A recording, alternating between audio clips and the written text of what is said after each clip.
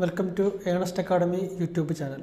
ഇന്ന് നമ്മൾ ഓട്ടോമൊബൈൽ എഞ്ചിനീയറിംഗിൽ നിന്നുള്ള ഒരു ടോപ്പിക്കാണ് നോക്കുന്നത്.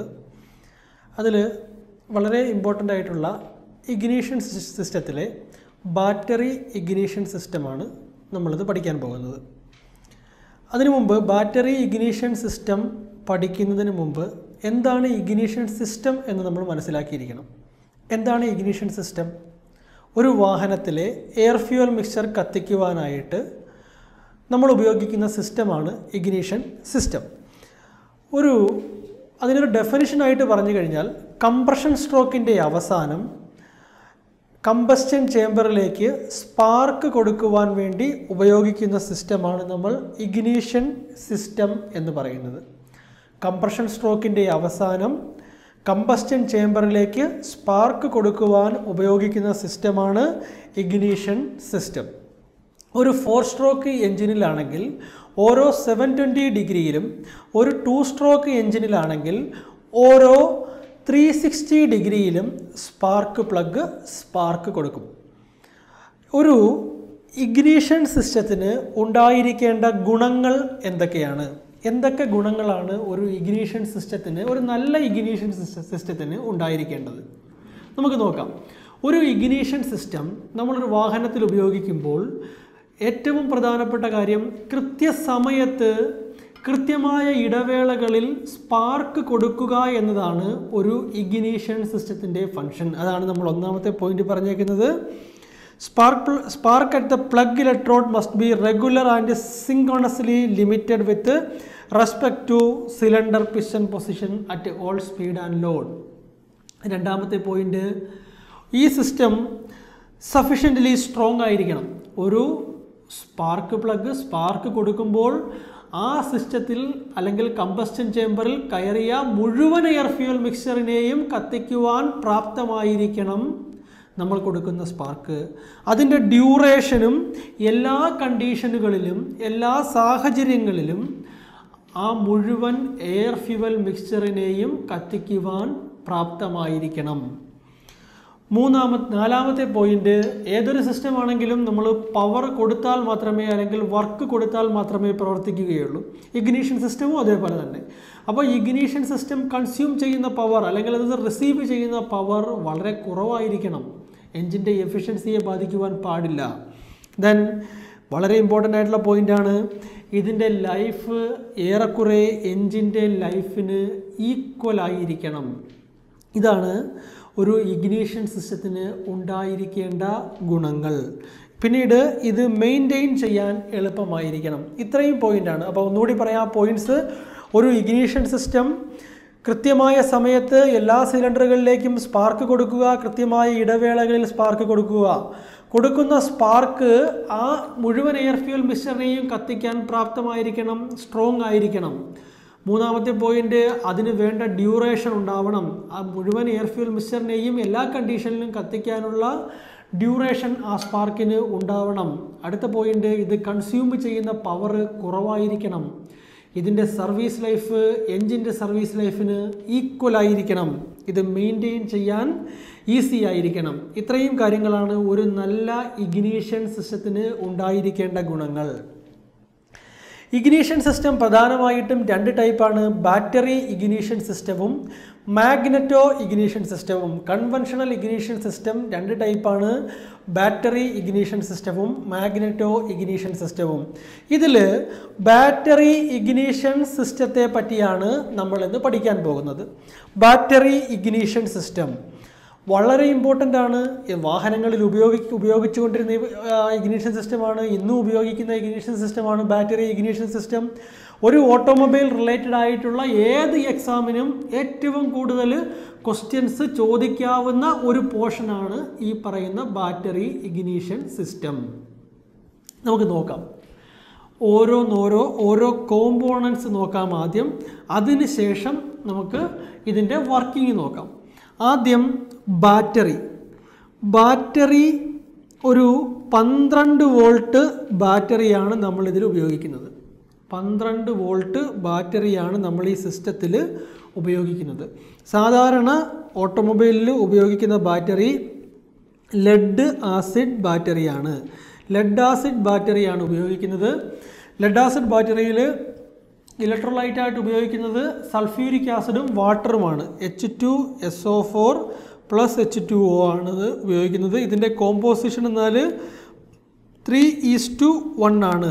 3 പാർട്ട് വാട്ടറും 1 പാർട്ട് സൾഫ്യൂരിക് ആസിഡും എന്ന കോമ്പോയിലാണ് നമ്മളിത് മിക്സ് ചെയ്യുന്നത്. സൾഫ്യൂരിക് ആസിഡാണ് ബാറ്ററിയിൽ ഉപയോഗിക്കുന്ന ഇലക്ട്രോലൈറ്റ്. അപ്പോൾ 12 വോൾട്ട് ബാറ്ററിയാണ് നമ്മൾ ഇവിടെ ഉപയോഗിക്കുന്നത്. രണ്ടാമത്തെ കമ്പോണൻ്റാണ് ഇഗ്നീഷൻ സ്വിച്ച്. എന്താണ് ഇഗ്നീഷൻ സ്വിച്ച്? നമുക്കറിയാം, നമ്മുടെ വാഹനത്തിൽ ഇഗ്നീഷൻ സ്വിച്ച് ഏതാണ്? നമ്മുടെ കീ ആണ്. നമ്മൾ സ്റ്റാർട്ട് ചെയ്യാൻ ഉപയോഗിക്കുന്ന കീ ആണ്. ആ കീ ഓൺ ചെയ്യുമ്പോൾ ഇഗ്നീഷൻ ഓൺ ആവും. ഇഗ്നീഷൻ ഓൺ ആകുമ്പോൾ ബാറ്ററിയിൽ നിന്ന് കറണ്ട് ഇഗ്നീഷൻ കോയിലിലേക്ക് പ്രവഹിക്കും. അപ്പോൾ ഇഗ്നീഷൻ സ്വിച്ച് നമ്മൾ ഉപയോഗിക്കുന്ന എന്താണ്? ഇഗ്നീഷൻ കീ ആണ്. നമ്മൾ ഉപയോഗിക്കുന്ന വണ്ടിയിൽ നമ്മുടെ കീ ആണ് ഇഗ്നീഷൻ സ്വിച്ചായിട്ട് ആക്ട് ചെയ്യുന്നത്. ഇനി അടുത്ത ഇമ്പോർട്ടൻ്റ് പാർട്ടാണ് ഇഗ്നീഷൻ കോയിൽ. ഇതാണ് ഇഗ്നീഷൻ കോയിൽ. ഇഗ്നീഷൻ കോയിലിനെ പറ്റി നമുക്ക് ഒരുപാട് കാര്യങ്ങൾ പറയാനുണ്ട്. ഇഗ്നീഷൻ കോയിലിൽ 2 ടൈപ്പ് വൈൻഡിങ്ങും ഒരു കോറുമുണ്ട്. ഒരു കോർ ഇങ്ങനെ ഉണ്ടാകും. ആ കോറിന് മുകളിലായിട്ട് ചെറിയ വൈൻഡിങ് ഉണ്ടാവും. അതേപോലെ തന്നെ ആ ചെറിയ വൈൻഡിങ്ങിന് മുകളിലായിട്ട് വലിയ വൈൻഡിങ് ഉണ്ടാവും. ഇത് ഇഗ്നീഷൻ കോയിലിൻ്റെ കോറാണ്. ഈ വലിയ വൈൻഡിങ്ങിനെ നമ്മൾ പറയും പ്രൈമറി വൈൻഡിങ്. വലിയ ചുറ്റുകളുള്ള വൈൻഡിങ് പ്രൈമറി വൈൻഡിങ്. ചെറിയ ചുറ്റുകളുള്ളത്, ചെറിയ കമ്പിയാണ് ഉപയോഗിച്ചിരിക്കുന്നതെങ്കിൽ അതിന് നമ്മൾ പറയും സെക്കൻഡറി വൈൻഡിങ്. പ്രൈമറി വൈൻഡിങ്ങും ഉണ്ട്, സെക്കൻഡറി വൈൻഡിങ്ങും ഉണ്ട്. ഈ പ്രൈമറി വൈൻഡിങ്ങിലെ ചുറ്റുകളുടെ എണ്ണം 200 തൊട്ട് 300 ടേൺസ്. 200 തൊട്ട് 300 ടേൺസ് ആണ് പ്രൈമറി വൈൻഡിങ്. ഇതിൻ്റെ പ്രത്യേകത, ഇത് തിക്ക് വയറാണ്. കട്ടി കൂടിയ 200 മുതൽ 300 വരെ ചുറ്റുകളുള്ളതാണ് പ്രൈമറി വൈൻഡിങ്. സെക്കൻഡറി വൈൻഡിങ് വരുമ്പോഴോ 15,000 തൊട്ട് 20,000 വരെ വരുന്ന തിൻ വയേഴ്സാണ്. 15,000 തൊട്ട് 20,000 ചുറ്റുകളുള്ള തിൻ വയറാണ് സെക്കൻഡറി ആയിട്ട് ഉപയോഗിക്കുന്നത്. ഇതാണ് നമുക്ക് ഇഗ്നീഷൻ കോയിലിന് പറയാനുള്ളത്. ഇഗ്നീഷൻ കോയിലിൽ എന്തൊക്കെയാണ് നമുക്ക് പറയാനുള്ളത്? ഇഗ്നീഷൻ കോയിലൊരു കോറുണ്ട്, അതേപോലെ 2 ടൈപ്പ് വൈൻഡിങ് ഉണ്ട്.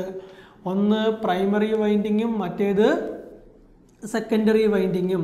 പ്രൈമറി വൈൻഡിങ്ങിൽ എത്ര ചുറ്റുകളാണ് ഉള്ളത്? 100 തൊട്ട് 200 ചുറ്റുകളുള്ള വലിയ ചുറ്റുകളുള്ള 100 തൊട്ട് 200 വലിയ തിക്ക് വയേഴ്സ് ഉപയോഗിച്ചിരിക്കുന്ന പ്രൈമറി വൈൻഡിങ്ങും സെക്കൻഡറിയിൽ 10,000 തൊട്ട് 20,000 വരെയുള്ള തിൻ വയറുമാണ് സെക്കൻഡറിയിൽ ഉപയോഗിക്കുന്നത്. അപ്പോൾ ഇതാണ് നമ്മുടെ ignition coil. Ignition coil. Ignition coil കഴിഞ്ഞാൽ അടുത്ത കോമ്പോണൻ്റാണ് കോണ്ടാക്റ്റ് ബ്രേക്കർ.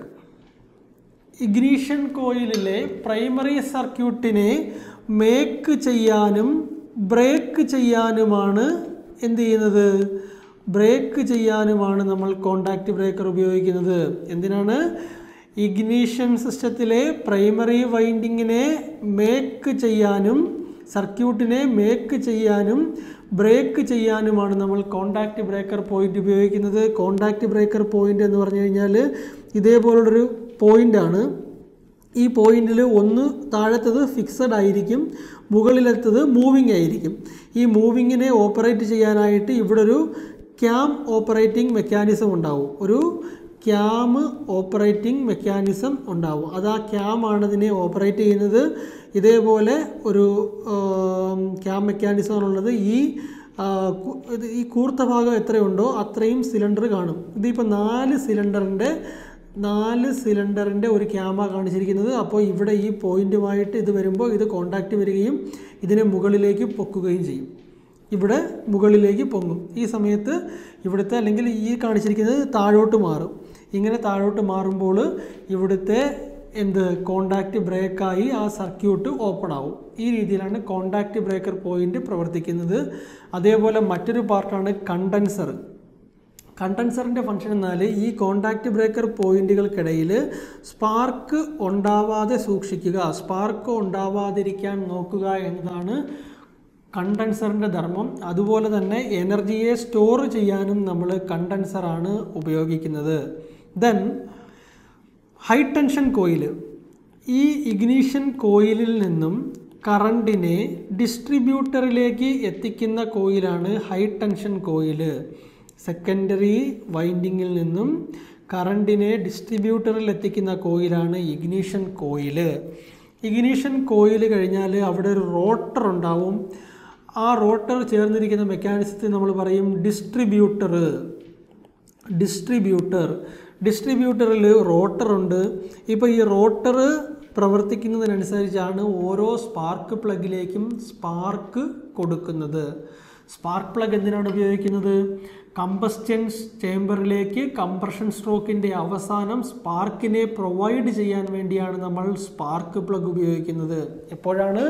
കംപ്രഷൻ സ്ട്രോക്കിൻ്റെ അവസാനം കമ്പസ്റ്റൻ ചേംബറിലേക്ക് സ്പാർക്ക് കൊടുക്കുന്നതിന് വേണ്ടിയാണ് നമ്മൾ സ്പാർക്ക് പ്ലഗ് ഉപയോഗിക്കുന്നത്. അപ്പോൾ ഒരു ഇഗ്നീഷൻ സിസ്റ്റത്തിൻ്റെ പ്രധാനപ്പെട്ട ഭാഗങ്ങൾ ഏതൊക്കെയാണ്? Battery, ignition switch, ignition coil, contact breaker, capacitor, high tension coil, distributor, പിന്നെ ഏതാ? Spark plug. ഇത്രയുമാണ് ഒരു ഇഗ്നീഷൻ സിസ്റ്റത്തിൻ്റെ പ്രധാനപ്പെട്ട ഭാഗങ്ങൾ. ഓക്കെ, നമുക്കിനി ഒരു ഇഗ്നീഷൻ സിസ്റ്റം എങ്ങനെ വർക്ക് ചെയ്യുന്നു എന്ന് നമുക്ക് നോക്കാം. ഇഗ്നീഷൻ സിസ്റ്റം എങ്ങനെ വർക്ക് ചെയ്യുന്നു? നേരത്തെ ഞാൻ പറഞ്ഞായിരുന്നു ബാറ്ററി എത്ര വോൾട്ടാണ് കൊടുക്കുന്നത്? ബാറ്ററി 12 വോൾട്ടാണ് കൊടുക്കുന്നത്. ബാറ്ററി ഇഗ്നീഷൻ സ്വിച്ച് ഓൺ ചെയ്യുമ്പോൾ 12 വോൾട്ട് ബാറ്ററിയിൽ നിന്ന് എങ്ങോട്ട് പോകും? പ്രൈമറി വൈൻഡിങ്ങിലേക്ക് പോകും. ഇതാ ഈ കാണുന്ന വലിയ ചുറ്റുകളുള്ള പ്രൈമറി വൈൻഡിങ്ങിലേക്ക് പോകും. പ്രൈമറി വൈൻഡിങ്ങിൽ എന്തുണ്ട്? പ്രൈമറി വൈൻഡിങ്, ഈ കറണ്ട് ബാറ്ററിയിൽ നിന്ന് 12 വോൾട്ട് പ്രൈമറി വൈൻഡിങ്ങിലേക്ക് പോകുമ്പോൾ പ്രൈമറി വൈൻഡിങ്ങിൽ ഒരു വൈദ്യുത കാന്തിക മണ്ഡലം രൂപപ്പെടുന്നു. ഒരു ഇലക്ട്രോ മാഗ്നറ്റിക് ഫീൽഡ് ഉണ്ടാകുന്നു. പ്രൈമറി വൈൻഡിങ് ഒരു സർക്യൂട്ടായിട്ട് മാറുന്നു. ഓക്കെ, ബാറ്ററിയിൽ നിന്ന് 12 വോൾട്ട് പ്രൈമറി വൈൻഡിങ്ങിലേക്ക് പോകുമ്പോൾ പ്രൈമറി സർക്യൂട്ട് രൂപം കൊള്ളുന്നു, അല്ലെങ്കിൽ അതൊരു ഇലക്ട്രോ മാഗ്നറ്റിക് ഫീൽഡായിട്ട് മാറുന്നു. ഒരു വൈദ്യുത കാന്തിക മണ്ഡലം അവിടെ രൂപപ്പെടുന്നു. ഓക്കെ, അങ്ങനെ ഈ ഒരു വൈദ്യുത കാന്തിക മണ്ഡലം ഈ പ്രൈമറിയിൽ രൂപപ്പെട്ട് കഴിഞ്ഞു. ബാറ്ററിയിൽ നിന്ന് 12 വോൾട്ട് എങ്ങോട്ട് പോയപ്പോൾ? പ്രൈമറി വൈൻഡിങ്ങിലേക്ക് പോയപ്പോൾ. ഈ സമയത്ത് ശ്രദ്ധിക്കേണ്ട കാര്യം, ഈ കോണ്ടാക്റ്റ് ബ്രേക്കർ പോയിന്റ് അടഞ്ഞിരിക്കുകയാണ്. കോണ്ടാക്റ്റ് ബ്രേക്കർ പോയിന്റ് അടഞ്ഞിരിക്കുകയാണ്. കോണ്ടാക്റ്റ് ബ്രേക്കർ പോയിന്റ് ഓപ്പൺ ആകുമ്പോൾ ആ സർക്യൂട്ട് ബ്രേക്ക് ആവും. സർക്യൂട്ട് ബ്രേക്ക് ആകുമ്പോൾ ആ ഇലക്ട്രോ മാഗ്നറ്റിക് ഫീൽഡ് അല്ലെങ്കിൽ വൈദ്യുതകാന്തിക മണ്ഡലം അവിടെ അപ്രത്യക്ഷമാകുമ്പോൾ സെക്കൻഡറിയിൽ ഒരു EMF ഇൻഡ്യൂസ് ചെയ്യപ്പെടും. ഈ വൈദ്യുത കാന്തിക മണ്ഡലം അപ്രത്യക്ഷമാകുമ്പോൾ, ഇലക്ട്രോ മാഗ്നറ്റിക് ഫീൽഡ് അപ്രത്യക്ഷമാകുമ്പോൾ സെക്കൻഡറി വൈൻഡിങ്ങിൽ ഒരു ഇലക്ട്രോമോട്ടീവ് ഫോഴ്സ് രൂപപ്പെടും. ഈ ഇലക്ട്രോമോട്ടീവ് ഫോഴ്സ് സെക്കൻഡറിയിലൂടെ പ്രേരണം ചെയ്യപ്പെടുമ്പോൾ അതൊരു 20,000 തൊട്ട് 25,000 വോൾട്ടായിട്ട് മാറും. ഈ EMF സെക്കൻഡറിയിലൂടെ പ്രേരണം ചെയ്യുമ്പോൾ എത്ര വോൾട്ടായിട്ട് മാറും? 20,000 തൊട്ട് 25,000 വോൾട്ടായിട്ട് മാറും. ഈ 20,000 തൊട്ട് 25,000 വോൾട്ട് ഹൈ ടെൻഷൻ കോയിൽ വഴി എവിടെത്തും? ഡിസ്ട്രിബ്യൂട്ടറിലെത്തും. ഈ ഹൈ ടെൻഷൻ കോയിൽ വഴി ഡിസ്ട്രിബ്യൂട്ടറിലെത്തും. ഡിസ്ട്രിബ്യൂട്ടറിൽ എന്തുണ്ടെന്ന് നേരത്തെ പറഞ്ഞായിരുന്നു? റോട്ടറുണ്ട്. ഡിസ്ട്രിബ്യൂട്ടർ എല്ലാ സ്പാർക്ക് പ്ലഗിലേക്കും ഒരുമിച്ച് സ്പാർക്ക് കൊടുക്കുകയല്ല ചെയ്യുന്നത്. എൻജിനൊരു ഫയറിംഗ് ഓർഡർ ഉണ്ട്. ഒരു 4 സിലിണ്ടർ എൻജിനാണെങ്കിൽ അതിൻ്റെ ഫയറിംഗ് ഓർഡർ 1, 3, 4, 2 ആണ്. ഒരു 4 സിലിണ്ടർ എൻജിൻ്റെ ഫയറിംഗ് ഓർഡർ എന്താണ്?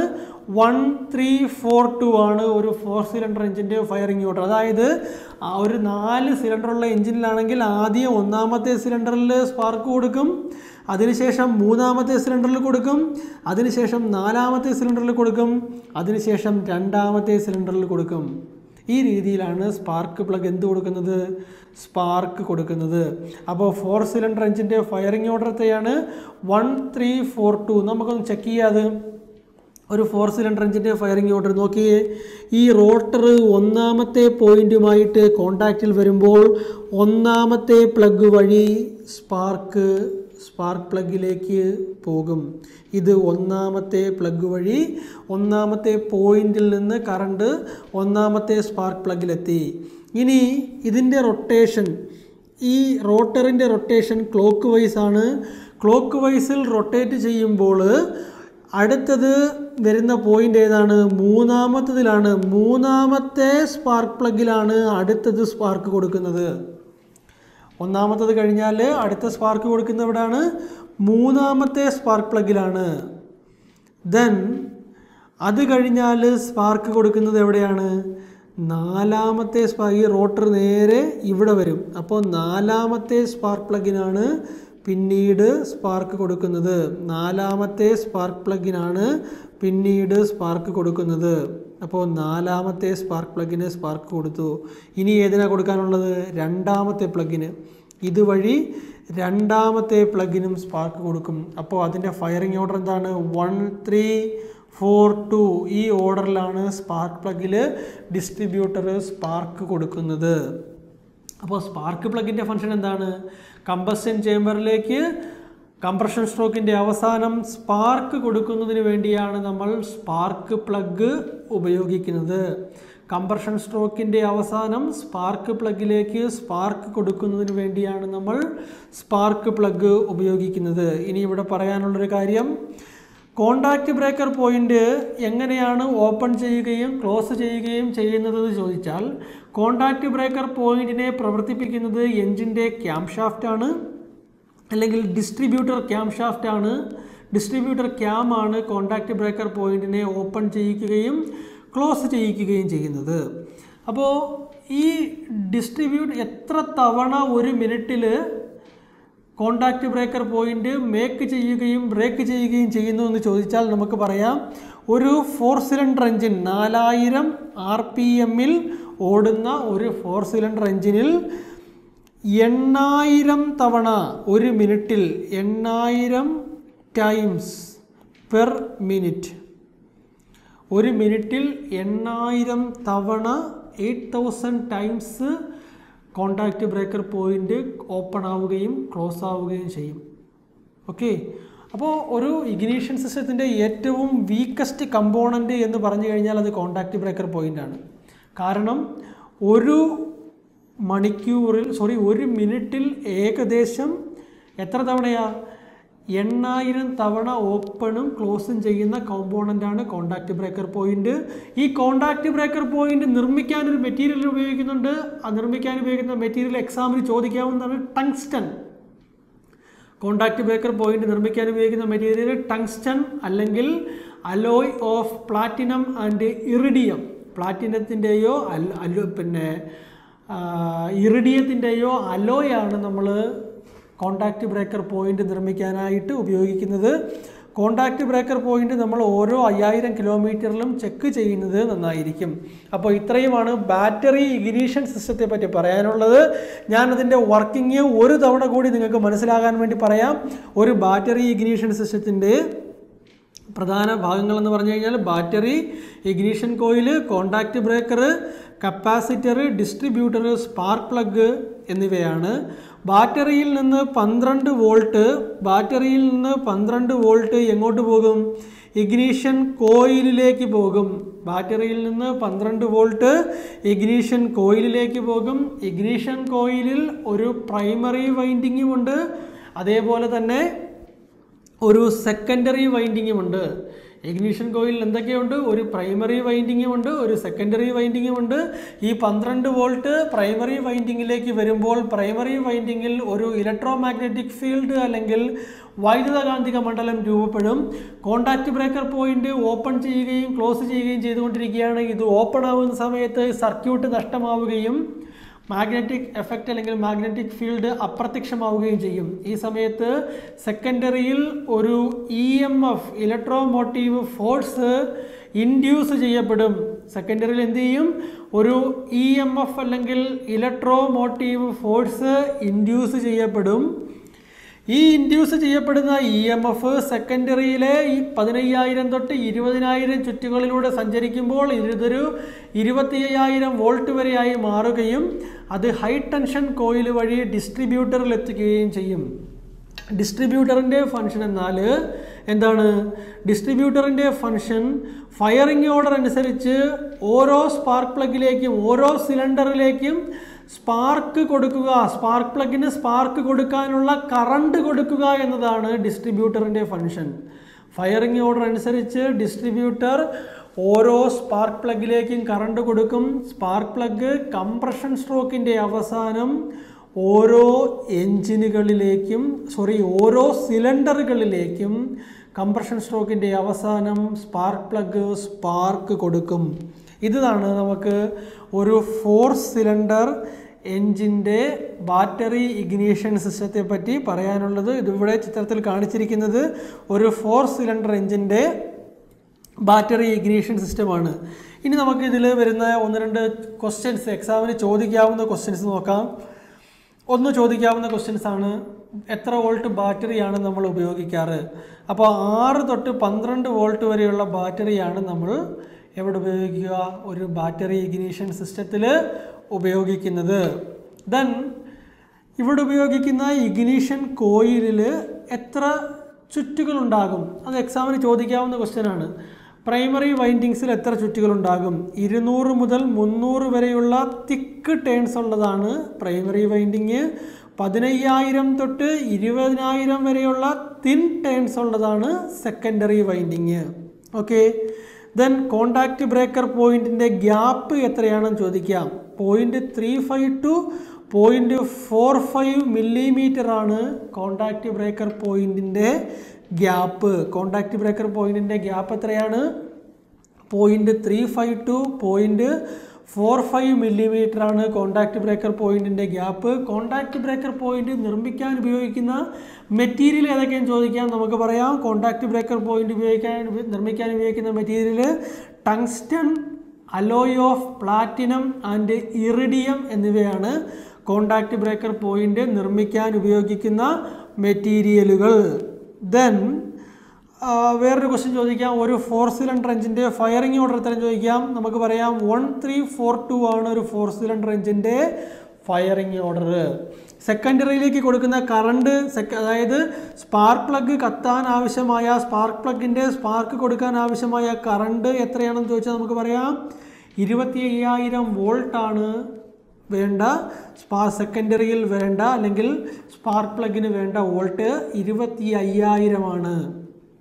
ഇനി സ്പാർക്ക് പ്ലഗിൻ്റെ സെൻട്രൽ ഇലക്ട്രോഡും ഗ്രൗണ്ട് ഇലക്ട്രോഡും തമ്മിലുള്ള ഗ്യാപ്പ് എത്രയാണെന്ന് ചോദിച്ചാൽ 0.6 to 1 mm ആണ് സെൻട്രൽ ഇലക്ട്രോഡും ഗ്രൗണ്ട് ഇലക്ട്രോഡും തമ്മിലുള്ള ഗ്യാപ്പ്. അല്ലെങ്കിൽ സ്പാർക്ക് പ്ലഗ് ഗ്യാപ്പ് എത്രയാണെന്ന് ചോദിച്ചാൽ നമുക്ക് പറയാം 0.6 to 1 mm ആണ് സ്പാർക്ക് പ്ലഗ് ഇലക്ട്രോഡിൻ്റെ ഗ്യാപ്പ്.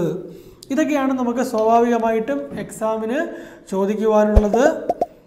ഇനി ഞങ്ങളുടെ കൂടുതൽ വീഡിയോസ് കാണുന്നതിനായിട്ട് ഞങ്ങളുടെ യൂട്യൂബ് ചാനൽ സബ്സ്ക്രൈബ് ചെയ്യുക. നന്ദി, നമസ്കാരം.